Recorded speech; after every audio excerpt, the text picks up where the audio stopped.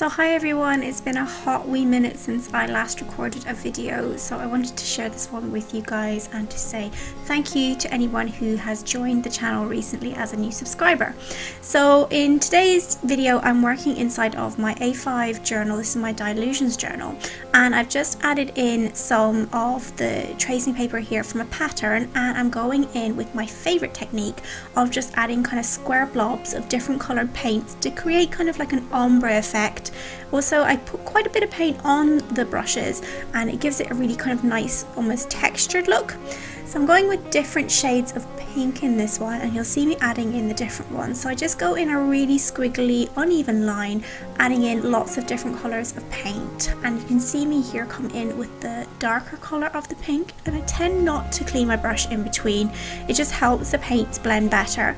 Obviously, if you're going in with a really different colour, then yes, clean your brush. But with this, it's just different shades of pink, so I can get away with being a little bit lazy and not cleaning my brush.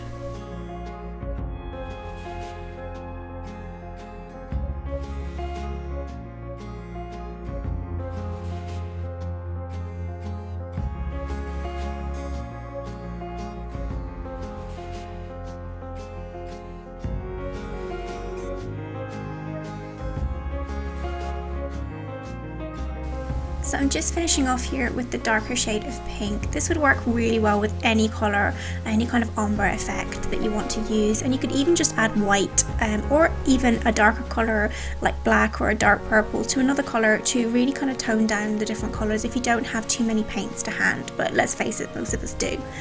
So the inspiration for this piece is here, this picture, which was taken by my lovely sister Lisa, and as soon as I saw it on her Instagram feed, I asked her straight away to send me on a copy of it. These little doodly flowers are from some scrapbooking paper that I bought a while ago, and I can't find the original packaging, so I'm not sure who it was that made them, but they are really lovely, and I'm sure that you could make something like this very easily yourself. But I just cut out all of these, fussy cut them out. It did take me quite a while, but I really enjoy doing some fussy cutting now and again. So I'm just going around the edge again that I had them in and just adding them in with some glue stick here and sticking them down around the edge of my paper to just kind of blend in that photograph as well.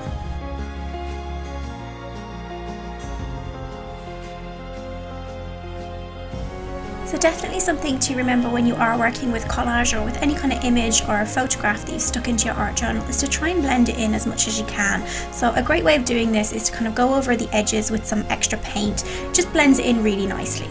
So I'm going in now with one of my favourite tools, and this is a Winsor & Newton watercolour marker, and this is the mauve colour, but it's really very violet, I think.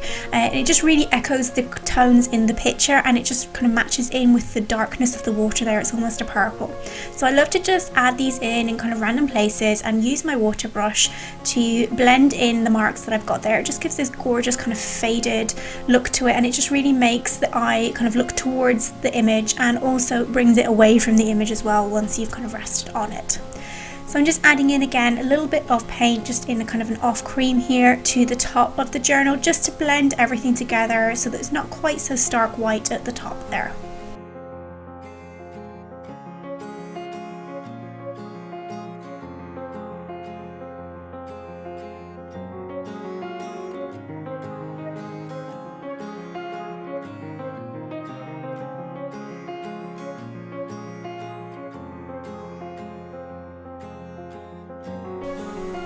So rather than just having a whole bunch of cream up at the top here, I've used some of the same shade of pink that I used down below, and I'm just blending in a little bit here just to kind of give the page a little bit of unity between top and bottom, and to also blend in the tissue paper that I have attached in there as well.